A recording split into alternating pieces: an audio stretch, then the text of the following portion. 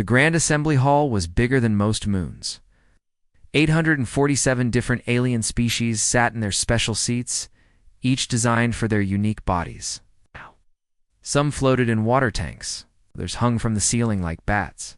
A few were just glowing lights that spoke through machines. Today was special. Today they would decide what to do with the newest species they had found. Humans from a small blue planet called Earth. Chancellor Vex9 stood at the center podium. He was a Zephyrian, tall and thin, like a gray stick with 4 arms. His voice echoed through the massive chamber when he spoke. Fellow beings of the galaxy, Vex9 said, "We are here to vote on the human problem." The word problem made many aliens nod their heads or make sounds of agreement. The humans had been discovered only 6 months ago. In that short time, they had caused quite a stir. "Let me remind you of the facts," Vex9 continued. "Humans fight wars constantly. They destroy their own planet for resources. They show extreme emotional responses to simple situations. They are violent, unpredictable, and dangerous." A large slug-like creature from the Mollusk Federation raised a tentacle. "Chancellor, my people have studied human history." And just there. Last 100 years, they had 2 massive wars that killed millions. They created weapons that could destroy their entire world. "Exactly," said Vex9, "which is why we must act now, before they develop space travel and spread this violence to other worlds." An insect queen clicked her mandibles. "My hive agrees. Humans cannot be trusted with freedom. They must be controlled." "What about their creativity?" asked a small voice. It came from Ambassador Kree, one of the few species that looked almost human, except for her blue skin and 3 eyes. "Humans create art, music, stories. They show compassion for their own kind and even for animals." The hall erupted in angry buzzes, roars, and electronic squeaks. Many aliens waved their appendages dismissively. "Irrelevant," shouted a rock-like being from the Silicon Collective. "It's a dangerous animal that paints is still a dangerous animal." Vex9 raised all 4 arms for silence. Ambassador Kree raises. "An interesting point, but we must focus on the threat. Humans are too primitive to join our civilization as equals. However, they are strong and can work hard. Slavery is the logical solution. They could mine asteroids," suggested a metal robot. "Species, their bodies can handle harsh conditions. Or work in our factories," added a fish-like alien swimming in its tank. "They seem to enjoy repetitive tasks." Ambassador Kree stood up. "This is wrong. We should try to educate them, help them grow as a species, and risk them turning on us." Vex9 asked. "Look at their nature. They fight each other over resources, land, even ideas. What happens when they want our technology, our worlds?" Holographic alien made of pure energy flickered. "The Zephyrian speaks truth. Better to control them now than fight them later." "Besides," said the slug creature, "slavery is not uncommon in our galaxy. The Regilians use slave labor. So do the Centauri Empire and the Void Dwellers." "Those are different species," Ambassador Kree protested. "The humans have not harmed us." "They do. Not even know we exist." "Yet," said Vex9. "The key word is yet. We have seen this pattern before. Aggressive species that discover space travel always become problems. The Krokatons nearly destroyed 3 star systems before we stopped them. The war beasts of Proxima killed billions before they were contained." An elderly alien that looked like a walking tree spoke slowly. "My people, the Oaklings, have lived for thousands of years. We have seen many species rise and fall. Humans remind us of the old stories, the dangerous ones, the ones who brought chaos." "Exactly," Vex9 said. "We cannot wait for humans to become a threat. We must act now while they are still contained to one planet." The debate continued for hours.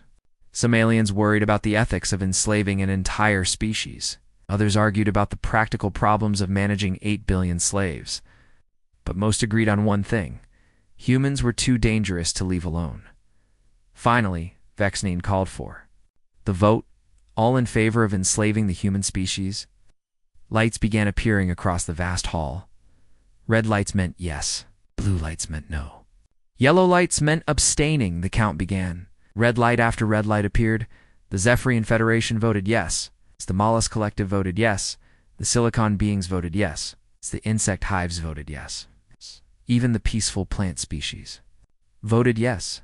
A few blue lights appeared. Ambassador Kree's people voted no. 2 other small species also voted no. But they were vastly outnumbered. Yellow lights showed abstentions. 13 species chose not to vote, mostly because they did not care either way. The final count appeared on the massive screen. 834 species voted for enslavement. Only 3 voted against. 13 abstained. The motion passes overwhelmingly, Vex9 announced. Operation Harvest is approved. The slave fleets will depart immediately. Cheers erupted throughout the hall. Many aliens were excited about their new workforce. Others were simply relieved that the human threat would be contained. Ambassador Kree sat down heavily, her 3 eyes filled with tears. "This is a mistake," she whispered to herself. "A terrible mistake." But no one listened to her warning. In the depths of space, massive ships began moving toward a small blue planet. Their cargo holds were empty, ready to be filled with human slaves.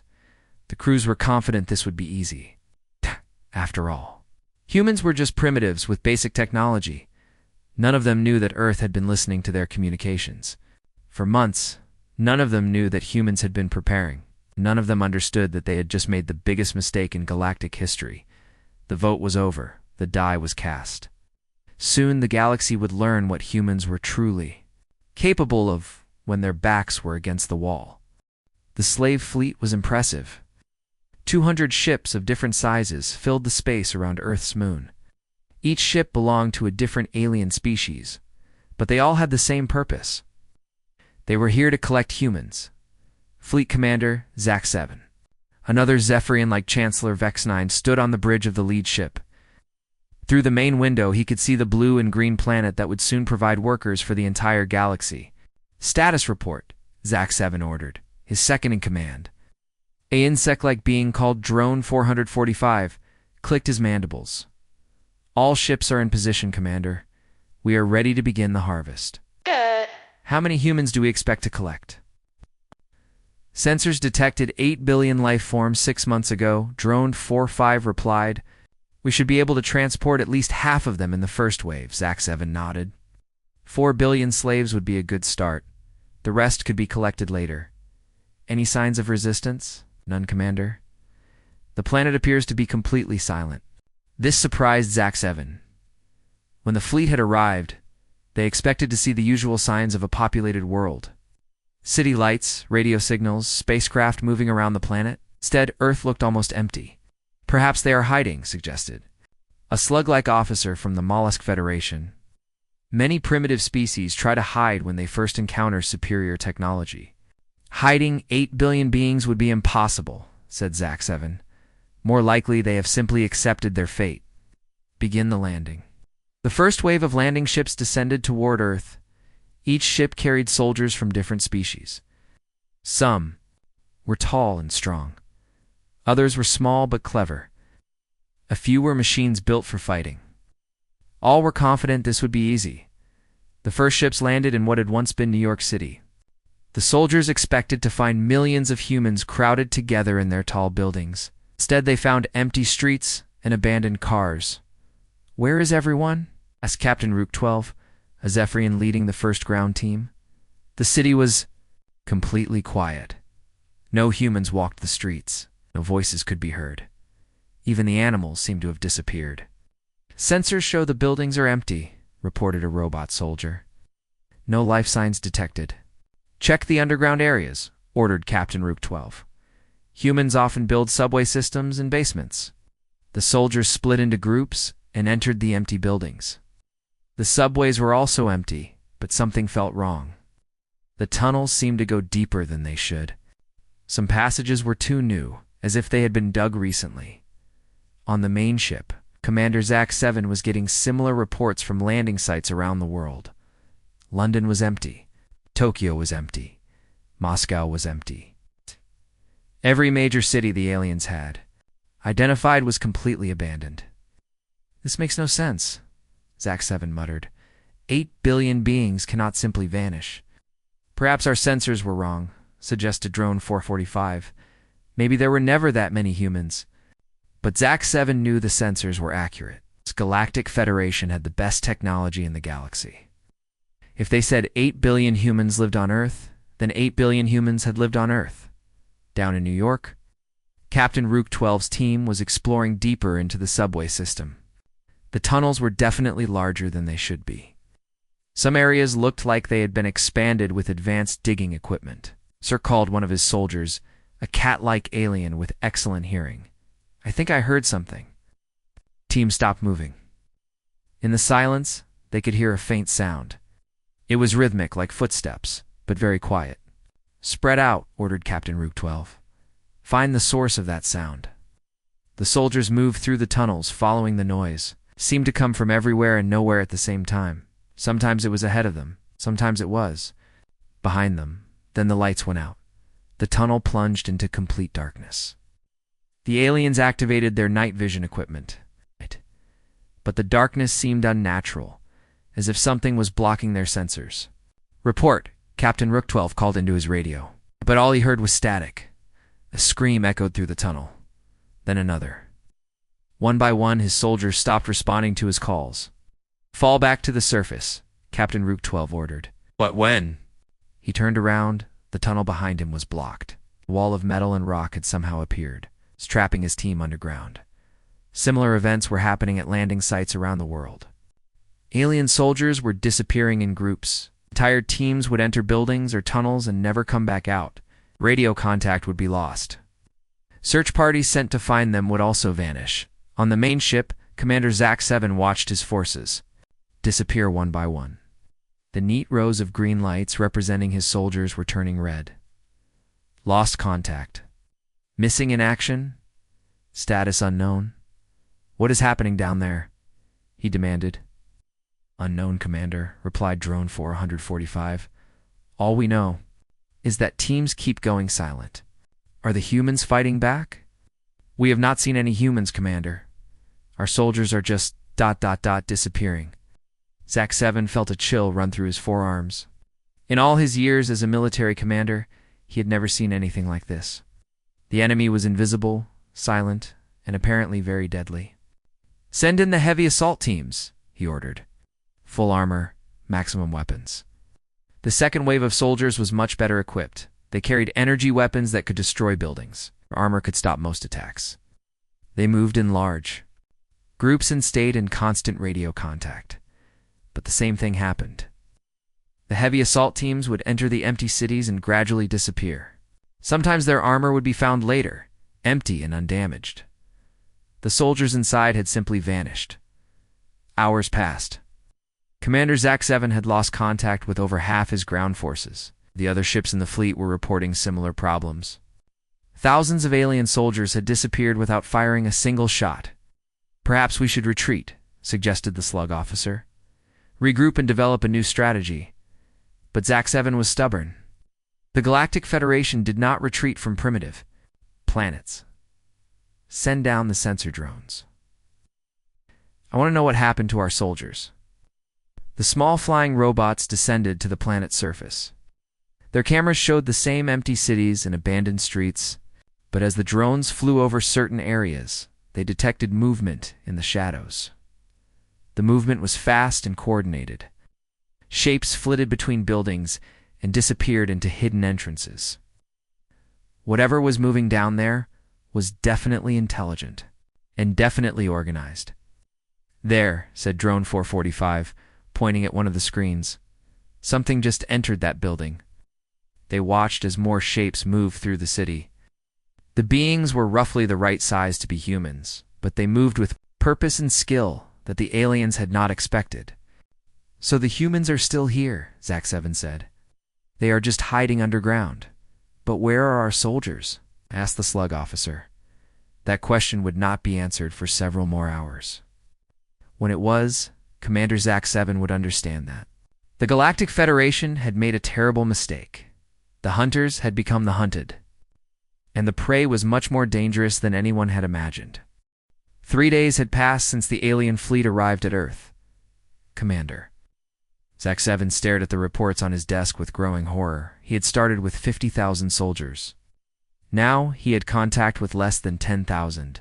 The missing soldiers were not dead. That would have been easier to understand. Instead, they had simply vanished into the empty cities below.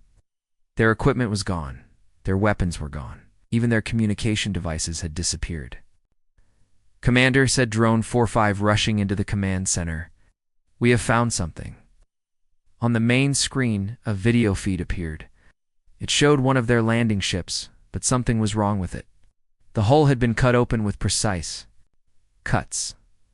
The metal edges were smooth, as if powerful tools had sliced through the armor like paper. "Who did this?" Zack 7 asked.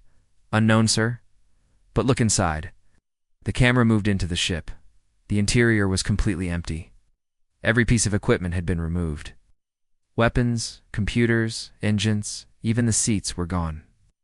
The ship was just an empty metal shell. "This is impossible," Zack 7 said. "That ship contained our most advanced technology. It would take our best engineers days to remove everything." "Sir," called another officer, "we are getting reports from the other ships. The same thing is happening everywhere." Zack 7 felt his confidence cracking. "Show me." The screen split into multiple views. Ship after ship showed the same scene. Landed vessels stripped completely clean.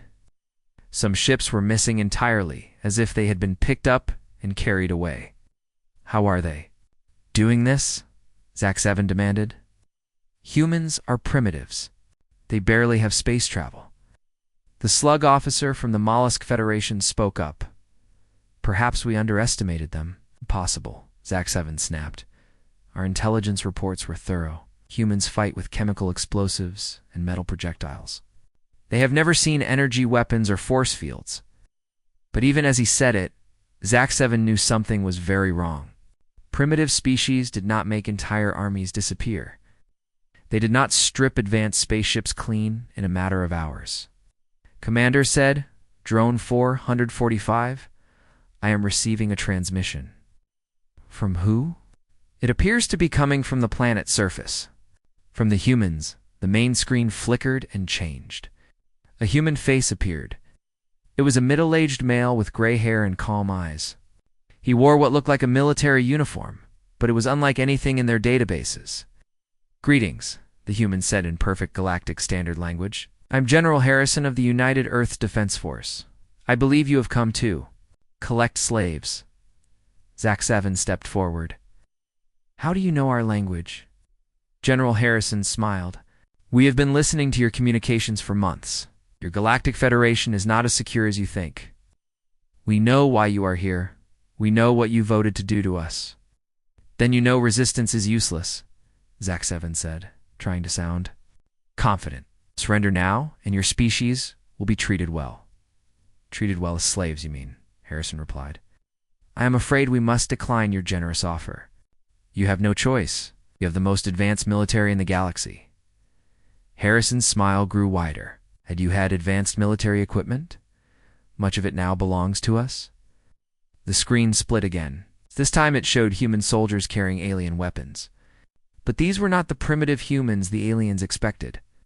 These soldiers wore armor that looked like a combination of human and alien technology. Their weapons glowed with energy signatures that Zack 7 recognized as his own people's designs. "This is impossible," Zack 7 breathed. "Your people are excellent teachers," Harrison said, "especially when they are trying to explain how their equipment works in exchange for their lives. You are torturing prisoners. We are asking polite questions. Most of your soldiers are very cooperative once they understand their situation. They have provided us with detailed information about your technology, your tactics, and your weaknesses." Zack 7 felt sick. "What do you want?" "Simple," Harrison said. "We want you to leave. All of you, right now. And if we refuse," Harrison's expression became cold. "Then we will show you what humans are really capable of when someone threatens their home." The transmission ended. Zack 7 stared at the blank screen, his mind racing. Everything about this situation was wrong. Humans were supposed to be primitive. They were supposed to be easy to capture. "Sir," said Drone 445, I am detecting movement around the fleet. What kind of movement? Small ships. Very fast. They appear to be using cloaking technology. That is impossible. Humans do not have cloaking technology. But as they watched, ships began appearing around the alien fleet. They flickered into view like ghosts becoming solid. The designs were strange. Clearly human in origin, but incorporating alien technology in ways that should not have been possible. How many ships? Zack 7 asked. 50? No, 100. Sir, they keep appearing. One count over 200 small vessels now. The human ships were fast and moved in perfect coordination. They surrounded the alien fleet like a pack of wolves circling. Their prey, sir, called the weapons officer. They are targeting our engines. Fire on them, Zack 7 ordered. The alien ships opened fire with their energy weapons. But the human ships moved like nothing Zack 7 had ever seen. They twisted and turned through space, avoiding the energy beams with impossible agility. They are too fast, reported the weapons officer. I cannot get a lock on them. Then the human ships fired back. Their weapons were clearly based on alien technology, but they had been modified. The energy beams were more focused, more powerful than anything in the Galactic Federation arsenal. The first alien ship to be hit did not explode. Instead, its engines simply stopped working. The ship went dark and began drifting helplessly in space. They are disabling us, not destroying us, observed Drone 445. Why? Perhaps they want to capture our ships intact. One by one, the alien vessels were disabled. The human ships moved with mechanical precision, hitting exactly the right spots. To shut down engines and weapons without causing major damage. Within an hour, half the alien fleet was drifting powerless in space. The other half was trying to retreat, but the human ships were faster and more maneuverable. This should not be possible, Zack 7 said over and over. They are primitives. But as he watched his mighty fleet being systematically disabled by ships that had not existed a week ago, Zack 7 began to understand a terrible truth. Humans were not primitive. They were something much worse. They were adaptive. In the months since the Galactic Federation had discovered Earth, humans had been listening to their communications. They had learned about alien technology. They had prepared for this exact situation, and now they were showing the galaxy. What happened when you threatened humanity's freedom? The transmission screen flickered back to life. General Harrison appeared again, but this time, he was standing on what looked like the bridge of an alien ship. Commander Zack 7, Harrison said, this is your final warning. Leave our system now, or we will begin boarding your remaining ships. Your choice. Zack 7 looked around his bridge. His officers stared back at him with fear in their eyes. The mighty Galactic Federation fleet was being defeated by a species they had considered barely intelligent animals. What are your terms? Zack 7 asked quietly. Simple, Harrison replied. You leave, you never come back. And you tell your Galactic Federation that Earth is not interested in joining their slave empire. And if we agree, then you can have your disabled ships back. We will even repair them for you. Consider it a gesture of goodwill. Zack 7 understood the message. The humans could have destroyed the entire fleet. Instead, they were offering mercy. The threat was clear. Next time, there might not be mercy. We accept your terms, Zack 7 said. Excellent. You have 6 hours to collect your people and leave our system. Do not test our patience. The transmission ended. Zack 7 slumped in his command chair, trying to process what had just happened. The most powerful military force in the galaxy had just been defeated by a species that most aliens considered primitive pets. But as the human ships began releasing the disabled alien vessels, Zack 7 realized something that chilled him to his bones. This was not just a military defeat. This was a warning. Humanity had just announced to the galaxy that they were not prey. They were predators. And they were very, very angry about that vote. The news of the failed invasion spread through the galaxy like wildfire. Commander Zack 7's report to the Galactic Federation was short and shocking. The human slaves they had come to collect had defeated an entire fleet using stolen technology. and impossible tactics. Chancellor Vexnine read the report 3 times before he believed it. This must be a mistake, he told the emergency assembly. Humans are primitives. They cannot defeat our technology. But the evidence was clear. Videos from the battle showed human ships moving faster than should be possible. Their weapons were more powerful than standard Federation equipment. Worst of all, they had captured dozens of alien vessels intact. How did they learn to fly our ships so quickly? Asked the insect queen, her mandibles clicking nervously. More importantly, said the slug representative, what are they doing with our technology now? The answer came 2 weeks later. Human ships began appearing throughout the galaxy, not near Earth, but at Federation colonies, mining stations, and trading posts. They moved in small groups, never attacking military targets. Instead, they focused on something else entirely. They were freeing slaves. The first liberation happened at a Zephyrian mining colony. The humans arrived and captured alien ships, but their message was broadcast in dozens of languages. They spoke to every enslaved species on the station. People of the galaxy, the human commander announced, we are here to offer you freedom. Any being who wishes to leave this place may come with us.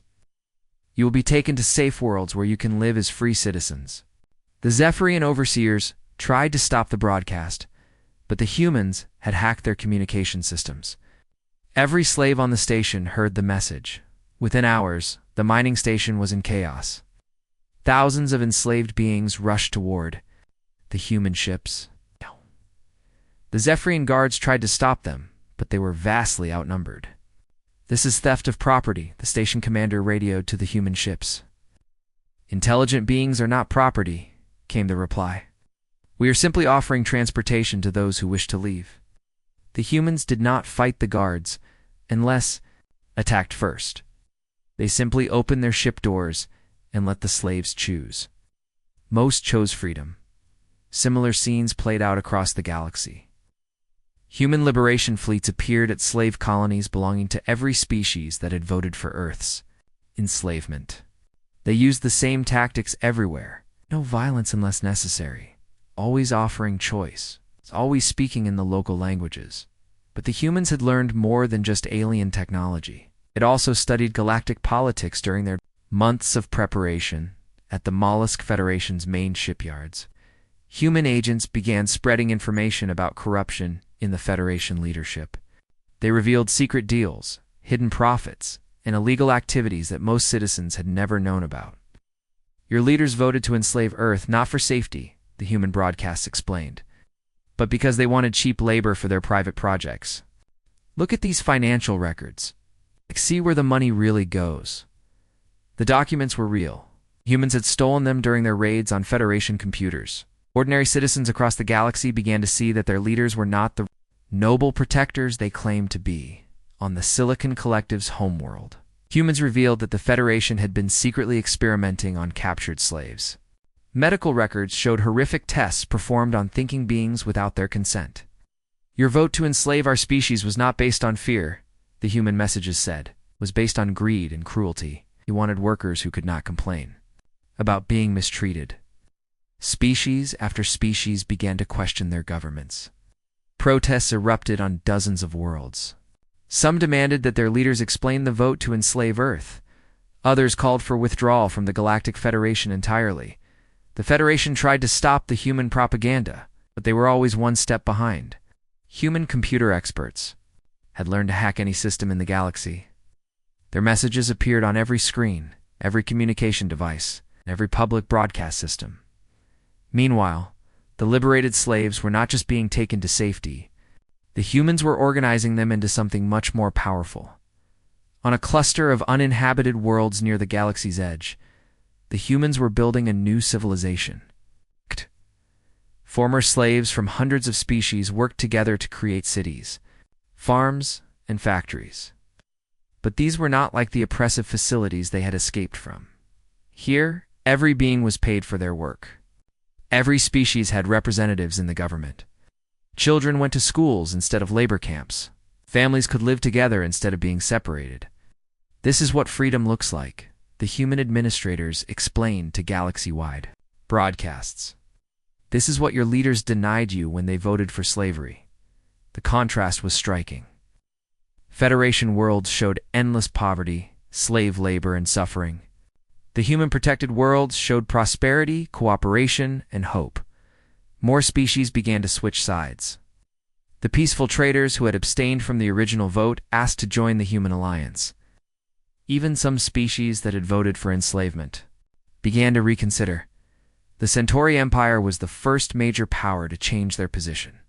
Their emperor appeared in a galaxy-wide broadcast, standing next to a human diplomatic team. "We were wrong," the emperor announced. "We let fear and prejudice guide our vote. Humanity has shown us a better way." The Centauri Empire formally withdraws from the Galactic Federation and requests alliance with the United Earth Defense Force. Chancellor Vex-9 was furious. "This is treason," he declared. The Centauri are abandoning their commitments to galactic security. But security was becoming a joke. Human fleets now controlled major trade routes. Their allies provided them with resources and intelligence. Every week brought news of another Federation defeat. The worst part for the Federation was that the humans seemed to know everything. They knew which ships carried weapons, which carried slaves, which carried stolen goods. They intercepted military communications and stayed ahead of every Federation move. "How do they always know where to strike?" Vex-9 demanded during another emergency session. The answer was simple, but terrifying. The humans had not just stolen technology. They had recruited thousands of Federation citizens who were tired of corruption and oppression. Ordinary workers, minor officials, even some military officers were secretly helping the human cause. "They are turning our own people against us," observed the Insect Queen. "Our own people are choosing to help them," corrected Ambassador Kree, who had opposed the original vote. "Perhaps that should tell us something." The Federation tried to fight back. They sent battle fleets to attack human bases. But the humans were no longer the confused primitives from Earth. They had learned from every encounter, adapted to every tactic, improved on every technology they captured. Federation fleets found themselves outmaneuvered by ships that should not have existed. Human vessels used cloaking devices that were better than anything the Federation had developed. Their weapons hit harder, and their shields lasted longer. More importantly, the humans fought differently. Federation military doctrine was based on overwhelming force and rigid hierarchy. Human tactics were flexible, creative, and unpredictable. Human commanders made decisions that no Federation officer would consider. They used asteroid fields as weapons. They turned cargo ships into battleships. They even convinced entire Federation crews to surrender by broadcasting the personal messages their families had sent them. "We know you miss your children," the human broadcasts would say. "We know you joined the military to protect them, not to oppress others. Your families want you to come home alive. We can arrange safe passage if you choose to stop fighting." Many Federation soldiers took the offer. They were tired of fighting for leaders who treated them as expendable resources. Within 6 months of the failed invasion of Earth, the Galactic Federation was falling apart. Half their member species had either switched sides or declared neutrality. Their military was demoralized and shrinking. Their economy was collapsing as trade routes fell under human control. But the humans were not finished. They had saved their most devastating weapon for last. They were going to offer the Federation one final choice. The same choice the Federation had offered Earth, freedom, or slavery. And this time, humanity would be the ones counting the votes. 1 year after the failed invasion of Earth, Chancellor Vex-9 stood in the same Grand Assembly Hall where it all began. But everything had changed. The massive chamber that once held 847 species now contained less than 200. The others had either joined the Human Alliance or declared independence from the Federation. Some had simply disappeared. Their governments overthrown by their own people who were tired of corruption and slavery. Vex-9 looked older. Now, his gray skin was paler, and his forearms shook slightly as he gripped the podium. The weight of his failures pressed down on him like a crushing force. "Fellow beings," he began, his voice no longer commanding, "we face our darkest hour." The remaining Federation members listened in silence. There were no cheers, no sounds of agreement. Everyone knew they were losing a war they had started. The humans have surrounded our core worlds, Vexnine continued. Their fleets control our major trade routes. Our economy is collapsing. Our military is deserting in massive numbers. A tired voice called out from the assembly. What do they want? Vexnine activated the main screen. Familiar face appeared. It was General Harrison, the same human who had first spoken to Commander Zack 7 a year ago. But now he wore different clothes. The formal uniform of someone who spoke for an entire civilization. Greetings, Chancellor Vexnine, Harrison said. Believe you know why I am contacting you? To gloat about your victory? Vexnine replied bitterly. No, Harrison said calmly. To offer you the same choice you once offered us. The assembly hall fell completely silent. Everyone remembered the vote that had started this war. The vote to enslave humanity. You may surrender. Unconditionally and accept our terms, Harrison continued. Or you may continue fighting until your civilization is completely destroyed. The choice is yours. Vexnine felt his heart's pounding. In your terms. Simple. The Galactic Federation will be dissolved. All slaves throughout the galaxy will be freed. War criminals will face trial. Reparations will be paid to the species you have oppressed. You want to destroy everything we have built? Vexnine accused. You want to destroy everything evil you have? Built, Harrison corrected.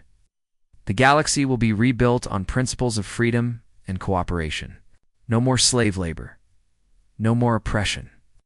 No more votes to decide who gets to remain free. The Insect Queen's mandibles clicked nervously. What happens to us? To our species? Harrison's expression softened slightly. Any species that genuinely renounces slavery and makes real efforts to repair the damage they have caused will be welcomed into the new galactic community. We are not interested in revenge. We are interested in justice. And if we refuse your terms, asked the slug representative, then we will continue what we started. Human fleets will blockade your homeworlds until you surrender. Your remaining colonies will be liberated. Your military will be destroyed. Eventually, you will have nothing left but the choice between starvation and submission. Vexnine looked around the assembly hall, could see fear in every face, no matter what species they belonged to. Mighty Galactic Federation had been reduced to this handful of desperate worlds begging for mercy from the species they had tried to enslave. You have 24 hours to decide, Harrison said. After that, we will assume you have chosen continued war. The transmission ended. The assembly hall erupted in panicked discussions. Some species demanded immediate surrender. Others called for a final desperate battle. Few suggested trying to negotiate better terms. But Vexnine knew the truth. There were no better terms. Humanity held all the advantages now. Had superior technology, more allies, and the moral authority that came from fighting for freedom instead of oppression. During the debate that followed, something unexpected happened. Ambassador Kree, who had opposed the original vote to enslave Earth, stood up to speak. I told you this was a mistake, she said quietly. I warned you that enslaving innocent beings would bring consequences. You did not listen. This is not the time for blame, Vexnine replied. It is exactly the time for blame, Kree shot back. We brought this on ourselves. Every death, every defeat, every humiliation we have suffered is the direct result of our own greed and cruelty. Other voices began to join her. Species that had reluctantly voted for enslavement now admitted they had been wrong. Military officers spoke about soldiers who had refused to fight for a cause they could not believe in. Humans could have destroyed us completely, observed an elderly tree-like being. Instead, they offer us a chance to redeem ourselves. Perhaps we should take it. The debate continued through the night. But as dawn broke over the Federation's capital world, the outcome was clear. There would be no final battle, no desperate last stand. The Galactic Federation would surrender. Vex-9 made the announcement himself. His voice was broadcast to every remaining Federation world. Every human ship, every species in the galaxy. The Galactic Federation accepts the terms offered by the United Earth Defense Force, he said. We surrender unconditionally. The war is over. Across the galaxy, celebrations erupted on the worlds that had supported humanity. Former slaves danced in the streets, species that had lived in fear of Federation. Oppression finally felt safe, but the humans did not celebrate. They had work to do. Within weeks, human administrators arrived at Federation worlds, but they did not come as conquerors. They came as organizers, teachers, and helpers. Their job was to oversee the transition from dictatorship to democracy. Trials of war criminals were fair and open. Species leaders who had genuinely tried to prevent atrocities were treated with respect. Those who had ordered murders and tortures faced justice. But even they were given proper legal representation. The reparations process was carefully managed. Oppressed species received compensation for their suffering, but the payments were structured, so they would not destroy the economies of the paying worlds. The goal was justice, not revenge. Most importantly, the liberated slaves were given real choices. Some returned to their homeworlds. Others chose to remain in the new communities they had built. Many decided to help with the reconstruction effort. Using their skills to build a better galaxy, the new government was unlike anything the galaxy had ever seen. Instead of one dominant species making decisions for everyone else, there was a council with representatives from every world that wanted to participate. Decisions were made by consensus, not by force. Humans took leadership roles, but they shared power freely. They had learned from the Federation's mistakes. No single species, no matter how powerful, should control the fate of others. 5 years. After the surrender, Ambassador Kree visited Earth for the first time. She stood in the human capital, looking up at buildings that reached toward the sky.